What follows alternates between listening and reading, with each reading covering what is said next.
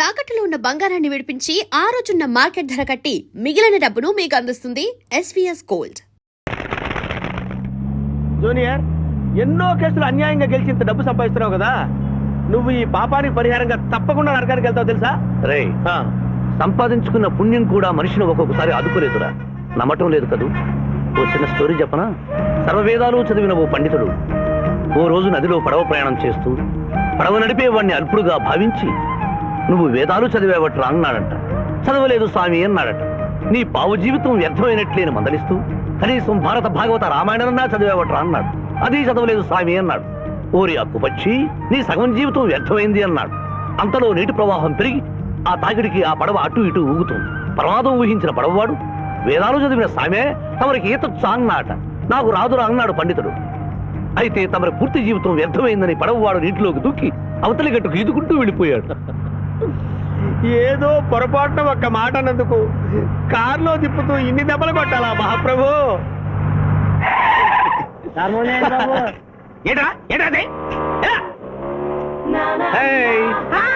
Hi.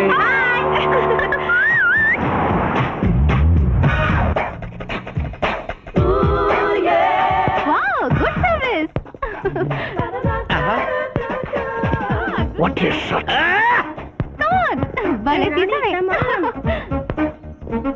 అబ్బో!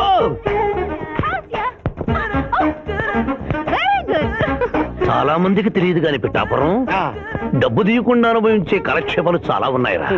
రోజు ఇలాంటివి తగిలితే నా బోరు హై, నా ఖర్చు హై.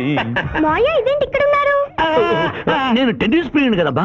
ఎవరు ఎక్కడ టెన్నిస్ ఆడుతున్నా నా కళ్ళు జిగిల్ జిగిల్మని ఆగిపోతాయి. నిజంగా నువ్వు టెన్నిస్ చూస్తున్నావా మావయ్య? వీడి మీద కొట్టు. నువ్వేంటమ్మా ఇటు వచ్చావు? నువ్వు ఇక్కడ ఉన్నావని చూసి వచ్చా. ఈ రోజు మన ఇంట్లో బొమ్మల కొలు. ఈ బొమ్మల కొలులో పడి మర్చిపోకు. తొందరగా రా. నా దారి హై, నా దోవ హై. తప్పదు junior. Hello hello hello hello junior, పాప బొమ్మల కొలు అంటే నువ్వు అందాల పోటీ తీసుకొచ్చావండి? పిఠాపురం, అందాల పోటీలో నేను జడ్జినన్న సంగతి మర్చిపోయావా? అది ఎట్లా మర్చిపోతావు? డబ్బులిచ్చి మేనేజ్ చేసావు కదా. రేయ్, ఇప్పుడు నేను మిస్ ఆంధ్రగా సెలెక్ట్ చేయబోతున్న పాప దగ్గరికి నువ్వు రాయబారానికి వెళ్ళాలి.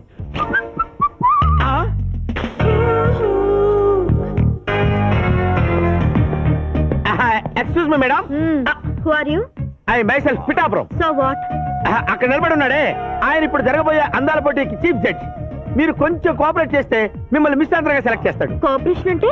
ఏం లేదు మేడం, ఆయన అందమైన ఆడపిల్లని చూస్తే వస్తావా అని అడుగుతాడు. మీరు వస్తాను అన్నారనుకోండి, ఇస్తాను అని మీ నెత్తి మీద కిరీటం పెడతాడు. అందాల పోటీకి వచ్చాను కదా అని ఆ టైప్ మనిషిని అనుకుంటున్నారా? Get out. గెట్ అవుట్ అన్నదే నీ ఆఖరి మాట అయితే, నువ్వు మిస్ ఆంధ్ర అయ్యి దాని నుంచి మిస్ ఇండియా అయ్యి ఎయిర్ ఇండియాలో మిస్ యూనివర్స్ కాంపిటీషన్ కి వెళ్ళాలనుకున్న నీ కలలు తీరవు. అసలు నిన్ను కాంపిటీషన్ లో పాల్గొనకుండా చేస్తాను. ఇంపాసిబుల్. ఆల్రెడీ నేను ఫైనల్స్ కి వచ్చాను. పిఠాపురం, నీకేమని చెప్పాను రా? అక్క ఇంటి దగ్గర దసరా కొలువు పెట్టి ఫ్రెండ్స్ ని పిలుస్తుంది. సాయంత్రం 5 గంటలకి ఇంటికి వెళ్ళాలని నీకు చెప్పానా లేదా? చెప్పావు. మరైతే తిడితేనేమో స్కూల్లో సీనియర్ అని అంటావు. ఇప్పుడు చూడు, అక్క ఫ్రెండ్స్ అందరూ వచ్చి వెళ్ళిపోయి ఉంటారు. అక్క మూడు పాడైపోయింది. ఇదిగో 10 గుంజులు. దీనికంటే బెటర్ ఐడియా చెప్పనా? నన్ను తీయమంటావా? నువ్వు నేను గుంజులు తీస్తూ కూర్చుంటే ప్రయోజనం ఉంది. వెంటనే వెళ్ళి అక్క ఫ్రెండ్స్ ని ఒక అరగంటలో ఎక్కించుకొచ్చావనుకో, అక్క హ్యాపీగా ఫీల్ అవుతుంది.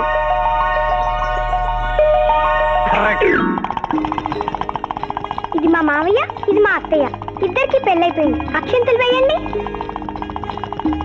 Happy marriage life. Thank you. Happy Dasara. Thank you uncle. అత్త బాగుంది. Good selection. Thank you. Thank you మావయ్య. కూర్చో తల్లి. చూడమ్మా, నీ కళల్లో కోపాన్ని కన్నీళ్లను నేను చూడలేనమ్మా. నువ్వెప్పుడూ హ్యాపీగా ఉండాలి.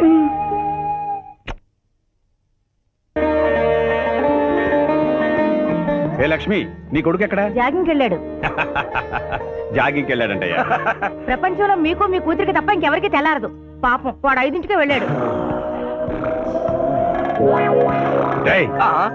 Good morning daddy. నీ మొహానికి ఏ ఉద్యోగం రావట్లేదు.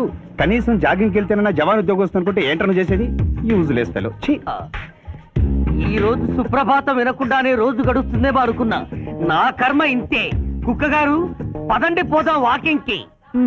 అమ్మాయి ఎక్కడ? ఇంకా లేవలేదు.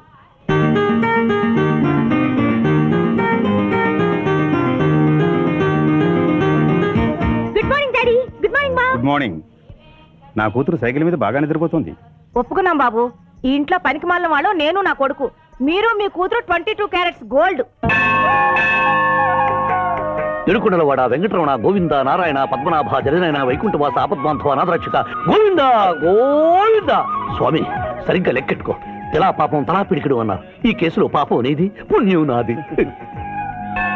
కోర్టులో అబద్ధం చెప్పే మా మావయ్య నీకు మాత్రమే నిజం చెప్తాడు. మా మావయ్యకి నా చేతుల మీదుగా బొమ్మలు పెళ్లి చేశాను. నిజం పెళ్లి చేసే బాధ్యత నీదే. నువ్వు బిజీగా ఉంటే మంచి అమ్మాయి నాకు చూపించు, నేను చేస్తాను. చూపించమని నోటి తడితే వినపడదమ్మా. గంట కొట్టి అడగాలి. కాలింగ్ బిల్ కొడితే మనం తలుపులు తెచ్చినట్టే ఇక్కడ గంట కొడితే అక్కడ ఓపెన్ అవుతాయి వైకుంఠంలో డోర్స్. కొట్టమ్మా కొట్ట కొట్ట.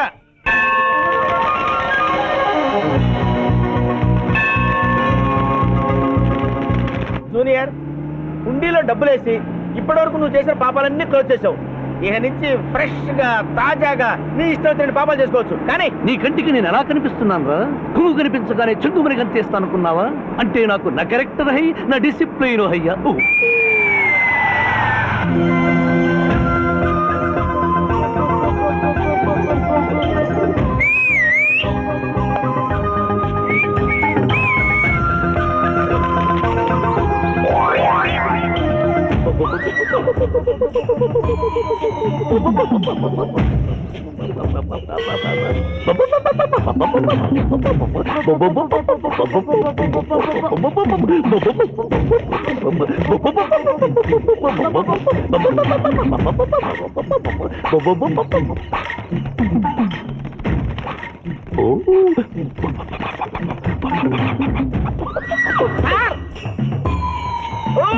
ఏంటి సార్ ఇది? మీరు సిటీలో బిజినెస్ లాయర్, ఇంటి దగ్గర లైన్ లో నిలబడే క్లయింట్ వదిలేసి ఇలా పని పడలేకుండా పావురాళ్ళకి కింద వేస్తారే సార్. I don't like.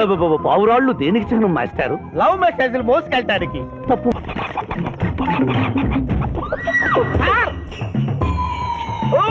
ఏంటి సార్ ఇది? మీరు సిటీలో బిజినెస్ లాయర్, ఇంటి దగ్గర లైన్ లో నిలబడే క్లయింట్ వదిలేసి ఇలా పని పడలేకుండా పావురాళ్ళకి కింద వేస్తారే సార్. I don't like. పావురాళ్ళు దేనికి చిహ్నం మాస్టారు? లవ్ మెసేజ్లు మోసుకెళ్ళటానికి. తప్పు మాస్టర్. అవి శాంతికి చిహ్నాలు. వాటిని మనం ప్రేమించాలి, గౌరవించాలి. వీరెవరూ మొగజీవుల పట్ల నాలాగే ప్రేమను కలిగి ఉన్నారు. మీ పేరు మేడం? విఠలపురం. నా పేరు మీకెలా తెలుసు సార్? అతనికి నువ్వు బ్రోకర్వి కదా.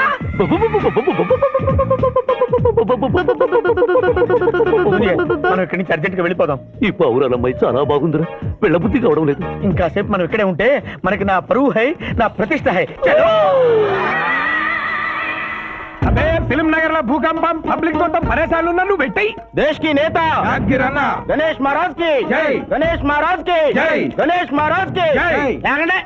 ఏంటి వినాయక చవితి చందాలు కొట్టుకుంటే ఇంత బిల్డప్? 10 రూపాయలు ఇమ్మంటారా? ఎవరనుకున్నావు బే? యాద్గిరన్న 1995లో మషీరాబాద్ మాజీ కార్పొరేటర్. 1996లో గణేష్ ఉత్సవాల committee vice president. 1997 Hanuman temple మాజీ ట్రస్టీ. 1999 లో ఏంటో చెప్పండి బాబు. మర్డర్ చేసిండు. మర్డరా?